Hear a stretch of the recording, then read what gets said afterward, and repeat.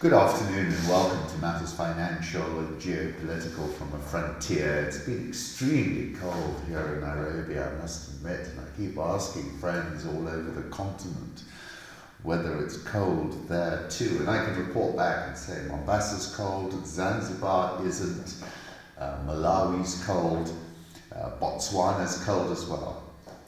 Robert Frank, who is probably my favorite photographer, the iconic documentary photographer, has died at the age of 94. I agree with the Bloomberg article. No superlative does justice to Robert Frank. His 1955 cross-country road trip resulted in the Americans with 83 pictures, first published by Robert Delpierre in Paris in 1958. That is an introduction by Jack Kerouac, that crazy feeling in America when the sun is hot on the streets and the music comes out of the jukebox or from a nearby funeral. That's what Robert Frank has captured in the tremendous photographs Kerouac wrote, with the agility, mystery, genius, sadness, and strange secrecy of a shadow. He continued. Frank photographed scenes that have never been seen before on film. Style was loose and raw, and his pictures exuded emotion, prodding the patriotism, bigotry, and inequality of American life. Post-war sense of alienation and anxiety that came to define the nuclear era and formed the foundation on which contemporary documentary photography stands. This is Trolley, New Orleans, 1955. I went there with Nisha for my honeymoon. 1955, not in 1955, of course, Robert Frank from the Americans, courtesy Pace McGill. This is Parade, Hoboken, New Jersey, 1955, from the Americans as well. This is really powerful. Charleston, South Carolina, 1955 as well. And my favorite Robert Frank is this one. Kerouac described this photograph as follows in his introduction to the Americans. He described it as a long shot of night road, arrowing forlorn into immensities and flat of impossible to believe America in New Mexico under the prisoner's moon. So may his soul rest in peace. I came across this quote from Jorge Borges: "Uno está enamorado cuando se da cuenta de que otra persona es única." You'll have to go and translate that. There's a very interesting article in the Financial Times about a place called Consett. Consett is a small town on the tip of the Pennines, and it's Britain's answer to Youngstown, Ohio, a US steel town which was immortalized by Bruce Springsteen as a picture of American failure, shrank rapidly after losing its mill in 1977, and has struggled to find a purpose ever since. Consett was similarly murdered in 1980. According to long-time residents, when its vast steelworks was shut and thousands lost their jobs. I was at Durham between 1985 and 1988 and lived in Consett for a year, so I know it really well. And that time it really was murdered when I was there. Town is also the childhood home of David Skelton. His new book, Little Platoons, digs deep into the challenges facing Britain's struggling towns and the trends that delivered Brexit. Over beer, Skelton explains he wrote the book at a time people were briefly obsessed with left-behind voters and genuinely seemed interested in why people voted for Brexit. It soon went back to the Westminster horse race, and we were forgotten again. Consett is not some kind of a post-industrial dystopia. There's other towns that are struggling more, he says. But the problem here is the lack of an empowered community, There aren't enough businesses in the town with jobs that have the same level of pride that working in the steel works did. The Tories aren't going to win an election without these towns we're talking about. A campaign by Boris has to be about Brexit, but also a transformative economic agenda for Consett in places like it. And I couldn't agree more. I knew it really well. I lived there when I was at Durham University. Political reflections back to bipolar. This is G0 Media, Niall Ferguson of Stanford University, explaining why a new Cold War is heating up between the US and China, and why, unlike the old brouhaha with the Soviets, this one is different. Really good interview, very interesting. I can't believe what President Trump says concerning trade negotiations. Xi was quoted as telling Abe Shinzo, this is Kyoto English, voiced distrust of Trump during his meeting with the Japanese Prime Minister Shinzo Abe in June amid the US-China trade dispute, a source close to the matter said on Tuesday. I can't believe what President Trump says, he said. Eager to claim a major victory to boost his 2020 re-election bid, Trump is likely to strengthen his hardline attitude toward China. But with no mutual trust between the two leaders, a major concession by Xi seems unlikely, making a prolonged conflict between the United States and China almost inevitable. I've written about it so many times, I'm sure you know what I think. So still, and I think this is the key issue, the lack of trust, and Trump is such a head snapper, isn't he? He'll change his mind within minutes, and I think that's part of the problem. Quite a lot of drama in the US. I informed Ambassador John Bolton last night that his services are no longer needed at the White House. I disagreed strongly with many of his suggestions, as did others in the administration, and therefore, and according to Bolton, he says, I offered to resign last night and President Trump said, let's talk about it tomorrow. And then on the tomorrow, I asked John for his resignation, which was given to me this morning. I thank John very much for his service. I will be naming a new national security advisor next week. Interestingly, Kim had actually demanded Ambassador Bolton's head. Was delivered on a platter. Stalwart tweeted, John Bolton fired, price of oil immediately dives. It's currently at $57.72.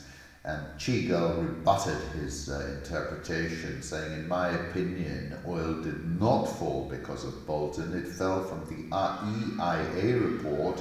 Bolton News was just an add-on.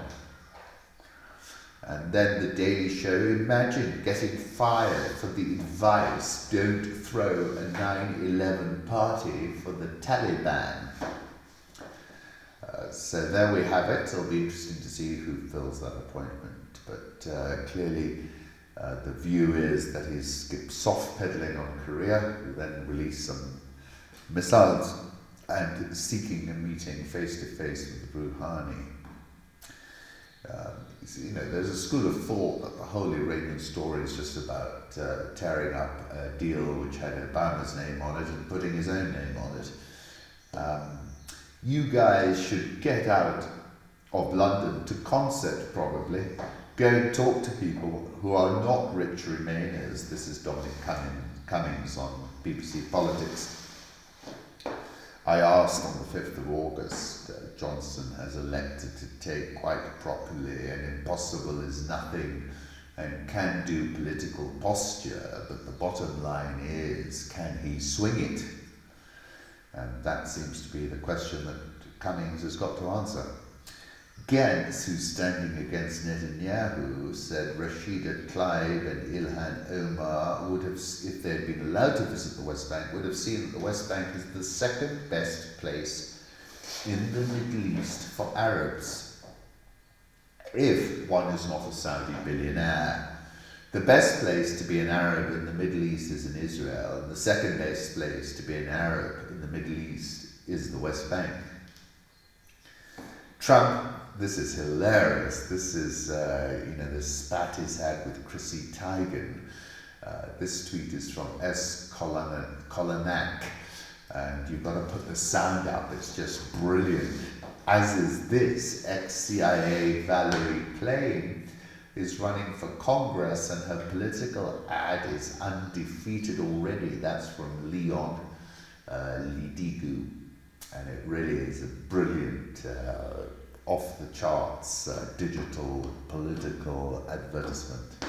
Exiled billionaire Guo Wengui, otherwise known as Miles Kwok, tells J. Kyle Bass why Jack Ma's retirement could end with imprisonment or death. Have a listen. I wrote about Jack Ma in July 2017. Here comes Ma Yun, aka Jack Ma, founder of Alibaba and Tai Chi master. In regard to perseverance, Ma said, never give up. Today is hard, tomorrow will be worse, but the day after tomorrow will be sunshine. If you give up tomorrow, you will never see the sunshine. On competition, if eBay are the sharks in the ocean, he said, we, Alibaba, are the crocodiles in the Yangtze River. Never fight in the ocean. Let's fight in the Yangtze River. I moderated a discussion here in Nairobi with Jack Ma. Have a listen. The full session is posted on YouTube. Exiled billionaire Guo Wengui Miles Kwok tells Kyle Bass why Jack Ma's retirement could end with imprisonment or death. Watch the full interview. This is real vision, not just the short clip I was referencing earlier. Heading into 2019, Tsai Ing-wen looked at risk of becoming Taiwan's first one-term president. Then came the unrest in Hong Kong. Tsai clawed back some ground in opinion polls before protesters started taking to the streets of Hong Kong in the hundreds of thousands in June, but the mass demonstrations there against China's deepening encroachment have given her a noticeable boost ahead of Taiwan's presidential elections in January. I've been writing about the frontier, and last time I said the frontier from Xinjiang to Kashmir, from Gaza to Crimea, from Hong Kong to Taiwan, at 21st century flashpoints. Breaking, the US 10-year yield is back above 1.7%, a 0.26% rise from August 3rd. That's JS Blockland. As I said severally, and last time I said it was on the 24th of June, I said we're in nosebleed territory when I was talking about bond yields. I called it voodoo economics, and we're seeing some of the unwinding now of that voodoo economics. Let's go to the currency markets. Euro, big day tomorrow with Draghi in the hot seat. We're currently at 110.47. Dollar index 98.348. Japanese yen is softened up 107.80. Swiss franc 0.9919. The pound 123.65. The Australian dollar 0.6875. So we're seeing a bit of sell-off in the dollar, gain a bit more momentum. India rupee 71.7555. South Korean won 1190.655. Brazilian real 40810. Egyptian pound, and I'll come to that later, 16.4605. South African rand 14.6215. Dollar index, this is from FX Pip Titan, last at 98.352. I expect that to go higher from here. Euro dollar 110.47. We've bounced from around 119.70 if I'm not mistaken. The market is expecting the overnight rate to go to minus 0.5%. Commodity markets, negative interest rates driving gold prices. This chart is from Deutsche Bank via Holger, and you can see the correlation coefficient is nearly 100%. Makes perfect sense. Why get charged to hold money in the bank when you can buy gold and get charged nothing? 19th of August, I wrote that safe havens are priced for Armageddon now, saying that there was you couldn't go much further. Now we're seeing that beginning to reverse. 1st of April, I was saying there's certainly a fin de siècle, even apocalyptic mood afoot. And I said, the conundrum for those who wish to bet on the end of the world is this, however, what would be the point? The world would have ended. Gold is down almost 4% in the last 5 trading days. That's another safe haven which is unwinding, as bond yields spike were last at 1494 and a little bit of change. China consumes 28 billion gallons of bottled water each year, or more than 1/4 of the world's supply. Its consumption is about double that of the US, and 4 of the 10 largest packaged bottled water companies worldwide are now Chinese. Emerging markets, Lebanon may soon issue one of the juiciest Eurobonds in history. Have a look. This is from Chigirl. Argentines make 7% returns in minutes thanks to capital controls. Argentines are beginning to find some benefits from the capital controls that President Mauricio Macri imposed earlier this month. One system to circumvent the controls is paying a return of 7% in a matter of minutes, and it's completely legal. Profit derives from the difference between the so-called MEP dollar, which entails buying and selling bonds in different currencies, and the official exchange rate. Coming to sub-Saharan Africa, Atsu Davo asked, if you had $100 million to change Africa with, how would you use it? Quite a few people said marry lots of women. David D, who really is a very accomplished economist, said hire assassins. Hoya Wolf characterized David as an asymmetric thinker. Sudan economic update via the African Development Group, via Celestine Monga, who always keeps me in the loop. And this is a really interesting report, I must say. I spent a lot of time yesterday going through it. Basically looking at the situation in Sudan and then giving a policy prescription for some quick wins. US economic sanctions were imposed in 1997 after tensions escalated between South Sudan and Sudan. Sanctions led to 2 decades of solitude for Sudan. Initially, the effects were mild since they mainly restricted trade, aid, and bank transactions.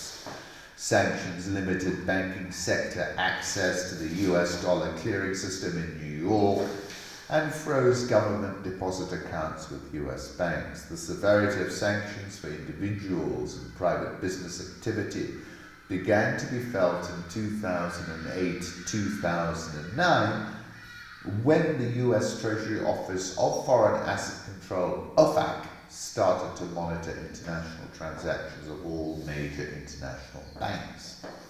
The risk-return curve and risk premium shifted upward considerably, as seen in the following. Letter of credit confirmation charges increased from 0.1% per quarter to 2.5% per quarter, that is 25-fold. Terms of financing deteriorated. The letter of credit margin increased from 10% to 100%. The name letter of cash superseded letter of credit. Then moving on, talking about the macroeconomic indicators, the inflation spiral in 2013, 2014, the increasing current account deficits, this collapse of foreign exchange reserves, and then talking about how emerging and developing countries now account for more than 57% of global GDP, advanced industrial countries account for less than 43%, China alone accounts for 33% of global growth, due to its economic size. Sudan is located strategically on the Red Sea, the most important shipping route between 2 of the world's largest markets, Asia and Europe. Country borders Chad, Egypt, Eritrea, Ethiopia, Libya, South Sudan, faces Saudi Arabia across the Red Sea. Port Sudan is near the Suez Canal, Djibouti and the Gulf of Aden, an area through which more than 8,000 commercial cargo ships and around 8% of global seaborne trade pass each year. Sudan and all East African countries have geographic disadvantages. The World Bank classified them as countries far from world markets. They face a three-dimensional challenge: density, distance, and division.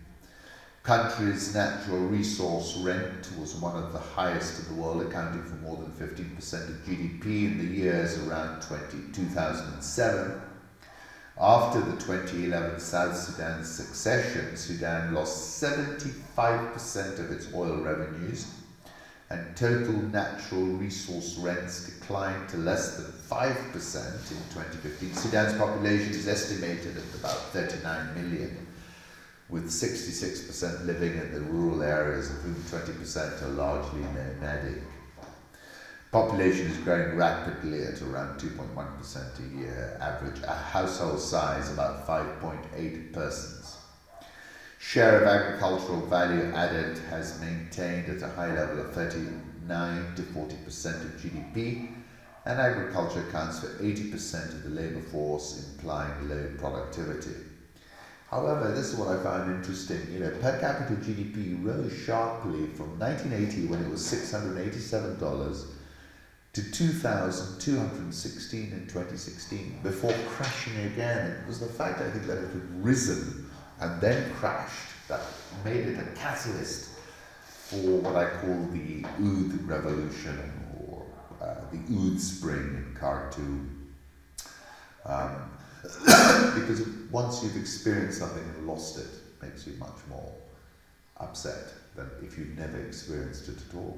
China's dominance in the oil sector was evident in its share of FDI in the sector. China's foreign investment in Sudan across all sectors at 38.7% of total foreign investment, but in the oil industry it accounted for 99.9%.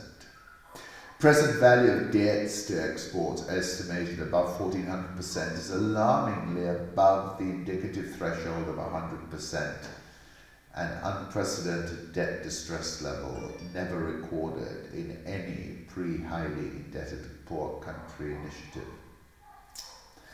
29th of July, I wrote about the Oud spring in Khartoum. 10th of June, I spoke about the zeitgeist of the revolution in Khartoum being intoxicating. I said, as I watched events unfold, it felt like Sudan was a portal into a whole new normal.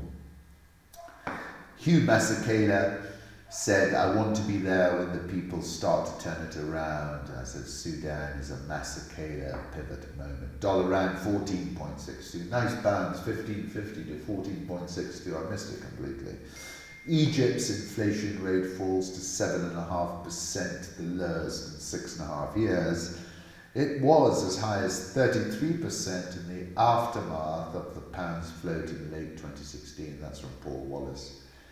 I've written about Al-Sisi, and I said I, for one, disagree with him on many things, particularly with his incarceration strategy, but he made bold moves when it came to the economy. Egypt devalued its currency early, took a brutal punch to the solar plexus, but is now reaping the dividend from its bolder economic policy. Egyptian pound is at 16.4585 and really has performed well. Zimbabwean baking companies increased the price of bread by 39% today after the government hiked the cost of wheat. Let me take you back to something that Gaza posted. An interviewer who was asked, the Minister of Finance, what's the price of a loaf of bread, he asked. The minister says, it is whatever it is. So, interviewer said $6.50, okay. The point I'm seeking to make is one I made on the 21st of January. There is a correlation between high inflation and revolutionary conditions. The revolutionary contingent attains its ideal form not in the place of production but in the street, where for a moment it stops being a cog in the technical machine and becomes a machine of attack. In other words, a producer of speed, Paul Virilio. There remains a straw and camel's back moment, but as I said, predicting that moment is always a fool's errand. But, as I said in January, what is clear to me is that Zimbabwe is at a tipping point moment, but has not tipped over yet. Came across some great photographs from Newswire. Zimbabwe. Mugabe did enjoy relations with the West early on. He maintained his ties with old allies. Here he's seen being welcomed in Tripoli by the Libyan leader Muammar Gaddafi. I wrote about Muammar in October 2011 when I said Gaddafi's body in a freezer, what's the message? In this photograph, Mugabe's with Joshua Comer at the Lancaster House Conference leading to independence. I wrote this article, Robert Gabriel Mugabe, 1924 to 2019, do have a read. I said that the common and overarching thread of his 37 years of leadership came from the neighborhood by Mario Vargas Llosa. Something bigger than you and me, power. You don't fool around with power, my friend. Jonathan Moyo, meanwhile, the people forgot the vision of the liberation struggle. The people were saying, what good is liberation without food? And I said, we're all grateful to all those iconic leaders who liberated our continent, of which Mugabe is one, but at what price? Fighting for independence is not the same as building an economy which provides opportunity for all its citizens. Pastor Evan Live argues there can be no mixed feelings, misconceptions or complications about Mugabe's legacy. He presided over the destruction of millions of people's lives over a span of 37 years.